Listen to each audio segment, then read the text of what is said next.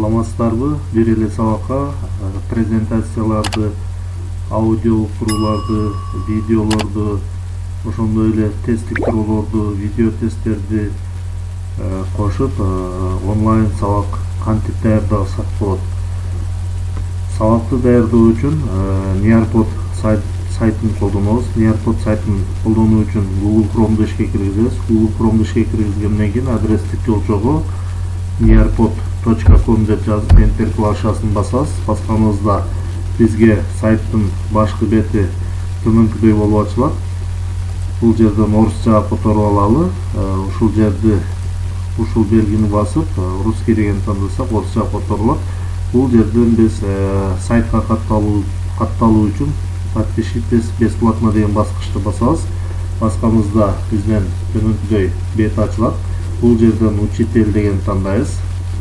Андан кийин катталуу үчүн атыбызды, бул жерге фамилиябызды, электрондук поштабызды, бул жерге өзүбүз пароль ойлоп жазабыз. Пароль 6 символдон аз болбош керек. Я не робот деген жерге галочка коюп, я согласен деген жерге галочка коюп, зарегистрироваться деген баскычты басып катталсак болот. Же болбосо бул жерден Google'ду басып, өзүбүздүн Google аккаунт аркылуу катталсак да болот. Google'ду басканыбызда төмөнкүдөй болуп аккаунтубуз чыгат. Ошол аккаунтубузду, өзүбүздүн аккаунтты тандап коебуз. Аккаунтты тандап койгонубузда биз сайтка катталабыз. Сайтка катталып атканда бул жерге галочка коюп, sign up же болбосо бул жерден которуп алсак да болот.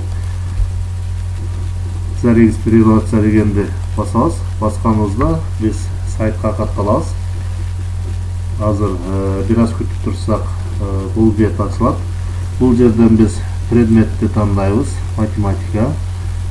Тизмени жок кылуу үчүн бул жактан пустой жерге муштук көрсөткүчүн алып барып сол жагын басып койсок тизме жок болот.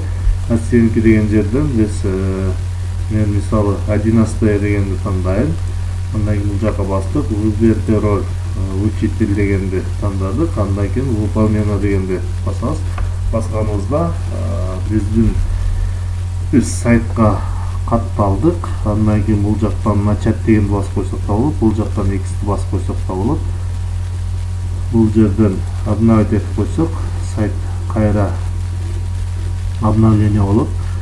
Биз сайтка катталдык. Бул жерде биздин аккаунттун белгиси турат. Аккаунттун белгисин басканыбызда мына бул жакта ушул биздин аккаунт бул жерде аталышы турат. Ушундай болуп сайтка катталабыз. Бул жерден X'ти басып коебуз. Бул жактан биз өзүбүздүн сабакты түзүү үчүн создать урок дегенди басабыз. Создать урок деген басканыбызда төмөнкүдөй бет ачылат. Бул жерден биз добавить новое деген бассак болот. Же болбосо бул жерден следующая подсказка деген басып коелу. Бул жактан начать деген басып коелу. Ошондо бул билдирүү бизден чыкпай калат. Добавить контент и мероприятие дегенди бассак да болот. Басканыбызда содержание и мероприятие деген эки бөлүгү бар. Содержанияда ушул бөлүктөр бар, мероприятияда башка бөлүктөр бар. Бул жерден слайдтарды түзсөк болот. Слайды дегенди басабыз. Слайды дегенди басканыбызда бизде кадимкидей эле PowerPoint'ко окшош эле слайд түзүүчү барак ачылат. Бул жерден X'ти басып коелу. Нажмите чтобы деген жерди басып текстти өзгөртүп койсок болот. Бул жерден дагы текстти өзгөртүп койсок болот. Ал эми бул жерден текст дегенди басып текст кошсок болот. Бул жерде отменить, повторить, бул жакта катары, бул жерден макеттин ар кандай макеттерди тандап койсок болот. Бул жерден форму дегенден ар кандай ушул фигураларды сызсак болот. Бул жактан сүрөт кошсок болот.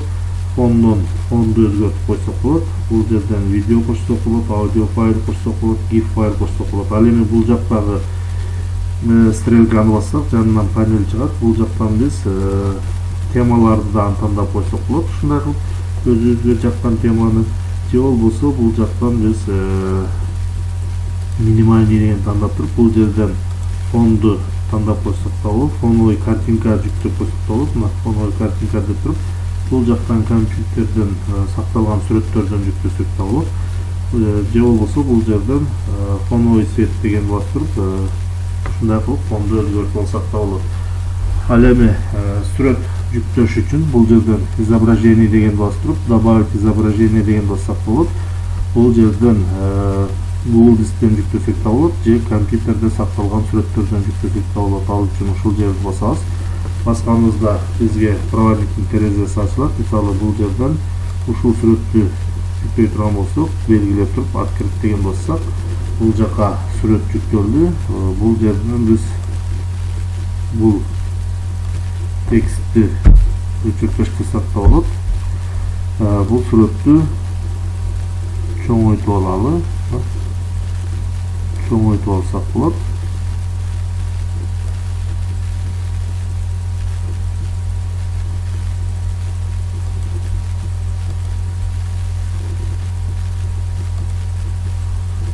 Чоңойтуп алдык. Бул жерден сүрөттү көчүрүп алсак болот, ар кандай бурсак болот. Эми бул жерге биз текст жазып коелу. Натуралдык тема, натуралдык сандар деп коелу. Бул жерден биз текстти белгилеп туруп, бул жактан өлчөмүнү кичирейтип койсок да болот. Бул жерде бассак тексттин өлчөмдөрү чыгат. Мисалы 64 дегенди тандап койсок, бул жерден 64 болуп ушундай болуп чыгат. Так, бир аз чоңойтуп коелу. Бул жерден жылдырып коелу. Ушундай кылып койсок болот. Бул тексттин түсүн дагы өзгөртүп алсак болот. Белгилеп туруп, бул жерден шрифттин түрлөрүнү тандасак болот. Өзүбүзгө жаккан бул жерден положирный кылып алсак болот, курсив кылып алсак болот, подчеркнутый кылып алсак болот, астын сызып. Ал эми бул жерден болсо түсүн өзгөртүп алсак болот. Мисалы кызыл кылып белгилеп коелу. Бул жактан болсо фоновый свет берсек болот. Бул жактан уравнивать этип алсак болот. Ал эми бул жакты басып туруп биз мисалы математикалык символдор жазсак болот. Бул жерден тамырды баса турган болсок, математикалык символдор чыгат. Бул жактан каалагандай математикалык символдорду презентацияга жаза алабыз. Бул жерде кызыл болуп калды. Андан кийин сохранить деген баскычты басабыз. Сохранить деген баскычты басканыбызда биздин биринчи слайдыбыз даяр болду. Азыр сакталып жүктөлүп атат. Жүктөлгөндө бул жерде ошол слайдтын сүрөтү чыгып атат. Андан кийин даяр болду. Добавить новое дегенди басалы. Бул жерден дагы слайды дегенди басып туруп, экинчи баракты жасасак болот. Жүктөлүп атат азыр. Бул жерден дагы сүрөт жүктөйлү, добавить изображение, загрузить. Бул жактан Google'дан издесек да болот экен. Бул жерден мисалы ушуну тандап туруп, бул жака жылдырып койсок болот каалаган жерге. Бул жерден ушундай кылып чоңойтуп жылдырып алсак болот. Фонду өзгөртүп койсок да болот. Мисалы фоновый свет берип туруп, бул жерден же болбосо бул жактан тандап койсок да болот. Мисалы бул жерден ушуну тандап коелу. Ал эми бул жака текст пикселди кичинейтип алалы, 48 кылып алалы. Бул жерден мисалы нерселерди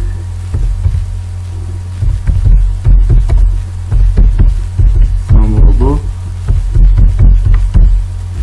колдонулуучу сандар, натуралдык сандар деп аталат деп жазып алалы. Бул жерден өлчөмүн дагы кичирейтип коелу. Текстти белгилеп алалы. Текстти белгилегенден кийин бул жерден 24 кичине болуп калат экен. 32 кылып коелу. Бул жактан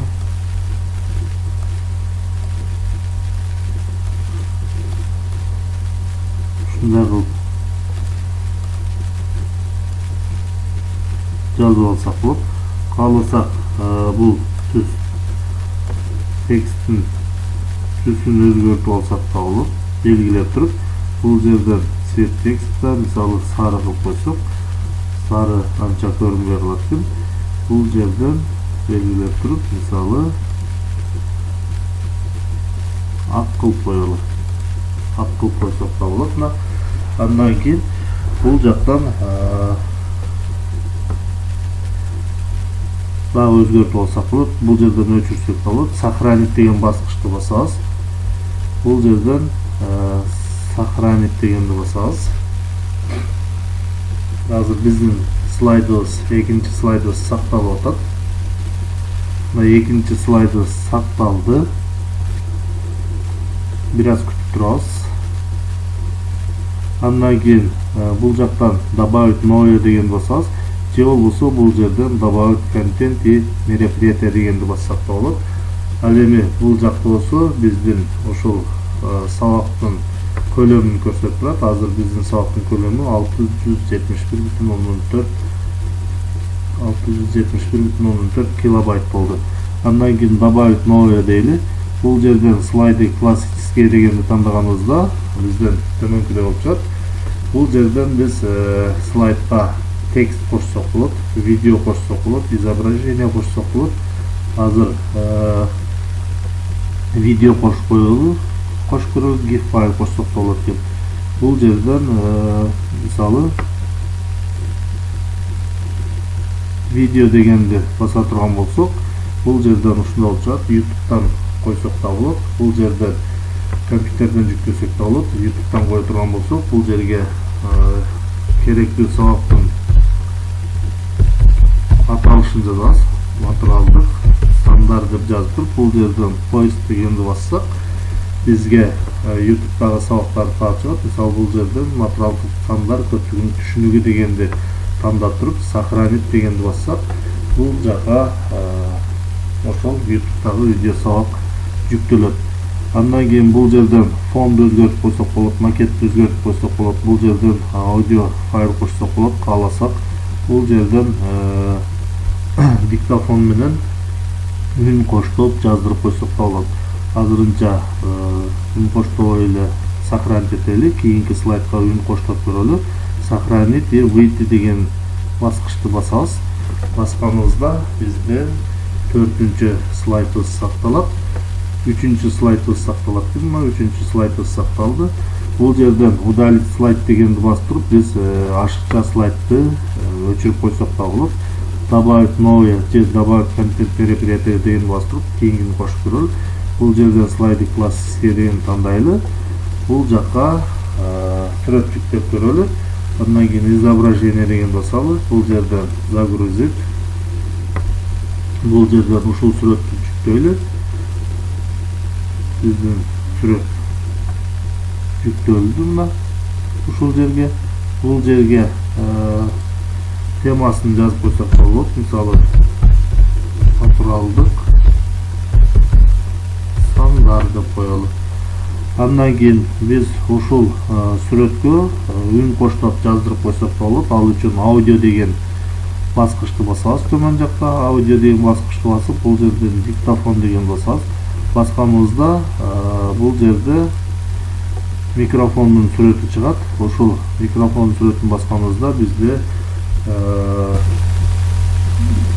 запись башталат.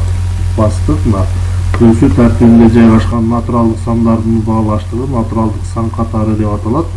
Эң кичине натуралдык сан 1, натуралдык сан катары чексиз, эң чоң натуралдык сан азырынча 11, ушул катарда эң акыркы сан 11-ди көрсөтүп турат. Эгерде мындан кийин дагы сан жазылса, ошол эң чоң болуп калат ушул катардагы натуралдык сандардын. Мына бул жерде үн жазылып атканы көрсөтүлүп турат. Толкун болуп, термелип. Качан үндү коштоп жазып бүткөндөн кийин бул жерден пауза деген басабыз. Андан кийин сохранить деген бассак, загрузка болуп баштайт. Азыр загрузка болуп атат. Загрузка болгондон кийин обработка болот. Обработка болгондон кийин бул жерде биздин коштогон үнүбүз запись болуп калды. Бул жерден сохранить и выйти деген баскычты басабыз. Төртүнчү слайдыбыздан сакталды. Андан кийин добавить новое же ушул добавить контент дегенди бассак да болот.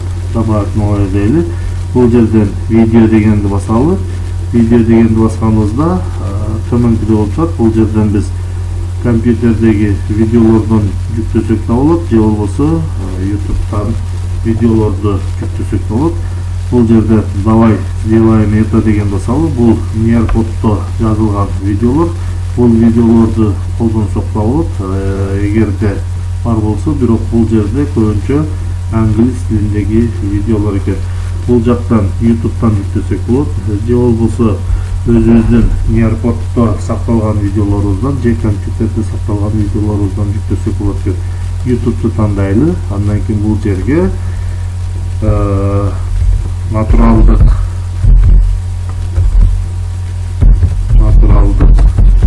сандар деп жазып, бул жерден поиск дегенди бассак, YouTube'дагы натуралдык сандар боюнча сабактар чыгат.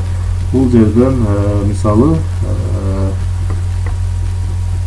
ушул видеону тандай турган болсок, белгилейбиз. Андан кийин бул жерден сохранить дегенди басабыз. Сохранить дегенди басканыбызда бул видео жүктөлө баштайт. Жүктөлгөнгө чейин күтөбүз. Мына видео жүктөлдү. Эми бул видео сабакка биз азыр кайра жүктөлүп атат. Эгерде чыкпай калса, бул жерден обновить дегенди басып койсок да болот. Обновить дегенди бассак, биздин ушул баракчабыз обновление болот. Мына видео сабак жүктөлдү. Жүктөлгөндөн кийин ушул видео сабакка биз тесттик суроолорду кошуп койсок болот. Мисалы бул жерден угуп көрөбүз. Эгерде видеонун ушул жерине тесттик суроону кошо турган болсок, добавить активность дегенди басабыз. Бул жерден открытый вопрос кошсок да болот, же болбосо вопрос с множественным выбором деп кошсок болот. Азыр мисалы открытый вопрос дегенди кошолу. Бул жерге ачык суроо жазабыз. Ачык суроо жазабыз.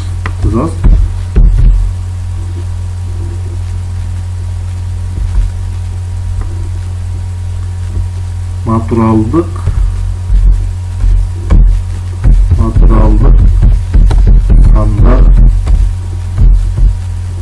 сандар жөнүндө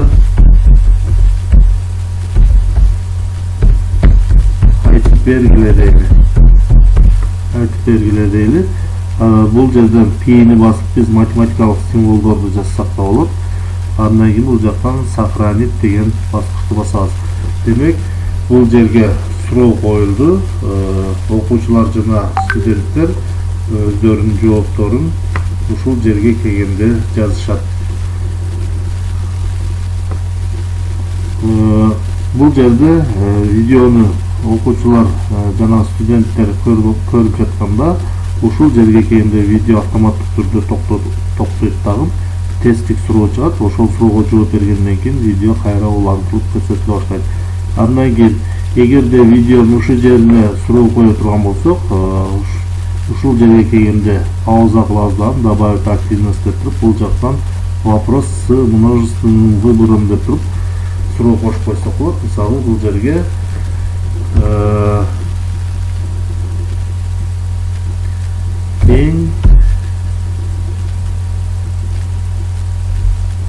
бул жерге мисалы -1 саны натуралдык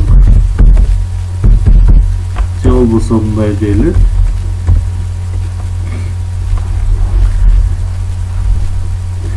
4 саны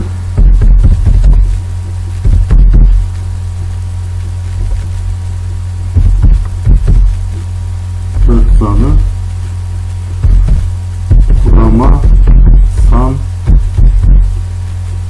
боло алабы деп суроо коелу. Бул жерге варианттарын жазалы. Биринчи вариант болот, экинчи варианты болбойт. Дагы вариант кошо турган болсок, добавить этпейбиз. Бул жерге билбеймин. 3 эле вариант болсун, андан кийин туура жоопту белгилеп коебуз, галочка коюп коебуз. Эгерде кайсы бир жооп ашыкча боло турган болсо, оң тарабында координат сүрөтүн басып өчүрүп койсок да болот. Сохранить дегенди басалы. Биздин тесттик сурообуз даяр болду. Андан кийин бул жерден дагы сохранить деген баскычты басып коебуз. Обновление кылып коеюн бул жерди басып. Баракты эгерде чыкпай калса, ушинтип обновление кылып койсок болот. Бул жерден сохранить дегенди басабыз. Биздин кийинки слайдыбыз даяр болду. Азыр күткөлүп атат. Мына 5-чи слайдыбыз дагы даяр болду. Андан кийин кайра дагы кийинки суроону кошолу.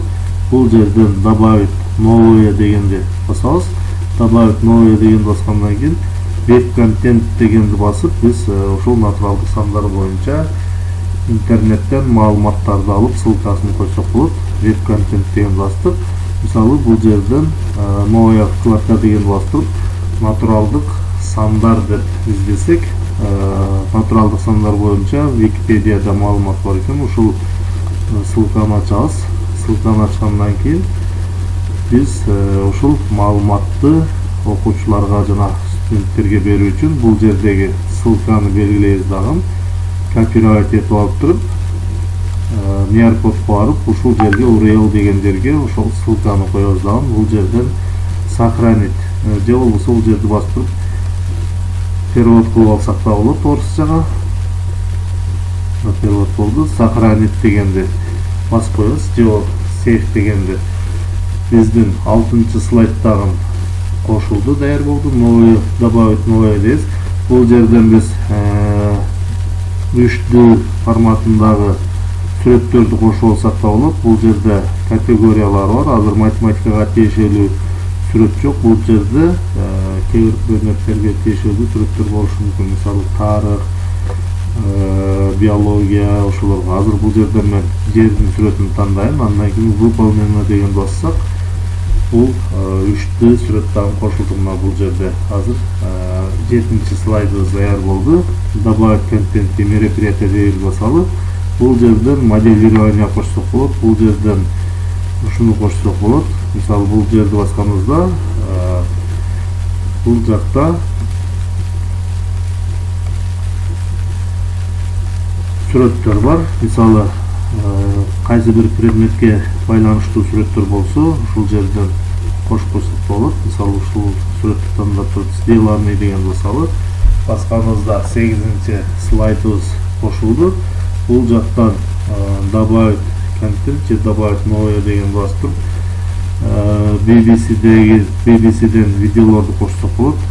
Качаться дегенди басып туруп, бул жактан дагы предметке байланыштуу сүрөттөрдү кошуп алсак болот. Мисалы азырынча мен көпөлөктүн сүрөтүн эле тандап коем. Бул жакта категориялар бар. Кээ бир предметтерге байланыштуу сүрөттөр болушу мүмкүн. Мисалы тандадык. Добавить свей дегенди басабыз. Басканыбызда 9-чу слайдыбыз дагы кошулду.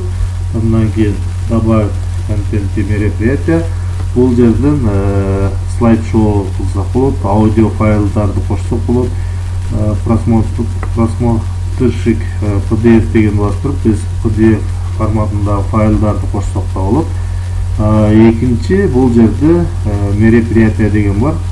Бул жактан просмотреть больше деген бассак да мероприятия ачылат.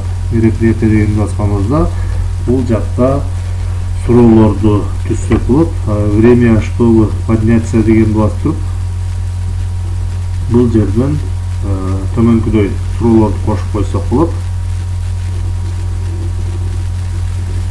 Бул жактан биринчи суроо бул жерге жазабыз. Мисалы эң кичине натуралдык сан деп коелу. Бул жактан биз математикалык символдорду жазсак да болот. Бул жерден мисалы убакытты кошуп койсок да болот. Биринчи суроого 30 секунда берилди. Бул жерден суроого сүрөт кошуп койсок болот. Бул жакта ответтерди биз текст түрүндө берсек да болот, сүрөт түрүндө дагы берсек болот. Эгерде сүрөт түрүндө бере турган болсок изображение деген тандайбыз. Бул жака варианттарды жазабыз. Мисалы 0, 1. Бул жерден добавить ответ деп вариант кошсок болот. 2. Добавить вариант деп туруп, мисалы -1 деп коелу. Бул жерде туура жооп 1 белгилейбиз. Эгерде дагы суроо кошо турган болсок, добавить вопрос деп экинчи суроону түзүп, ошентип бул антуу менен бир канча суроолорду кошсок болот. Андан кийин сохранить деген баскычты басабыз. Сохранить деген баскычты басканыбызда биздин 10-чу слайдыбыз сакталды. Андан кийин добавить новое. Бул жерден мероприятие. Бул жактан болсо открытый вопрос деп ачык суроо кошсок болот. Мисалы открытый вопрос деп туруп,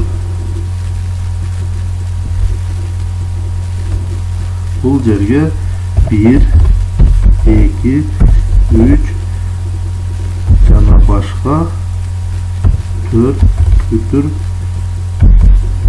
жана башка деп туруп, удалаштыгы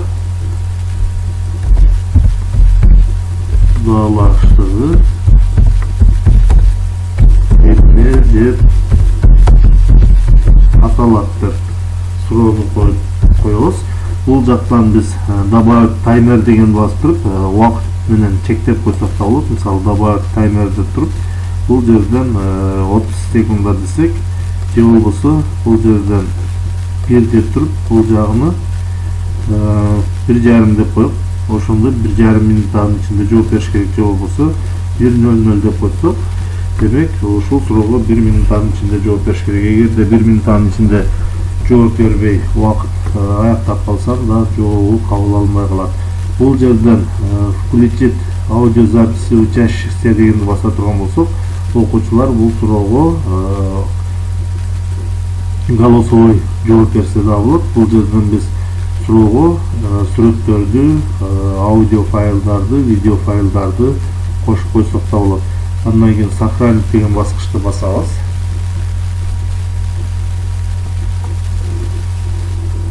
Кийинки добавить новое деген басып туруп, бул жерден кайра просмотреть больше деген бассак да болот. Мероприятие ачылат. Бул жерден дал келтирүүнү кылсак да болот. Бул жерден контрольный опрос деп тесттик суроолорду түзүп койсок да болот. Мисалы контрольный опрос деп жаздык. Бул жерге суроолор жазабыз. Бул жактан математикалык символдорду жазсак да болот. Мисалы басканыбызда бул жерден maze type деп туруп, математикалык символдор чыгат. Ар кандай математикалык формулаларды ошол символдордун жардамы менен жазып алсак да болот. Бул жерге суроону жазалы.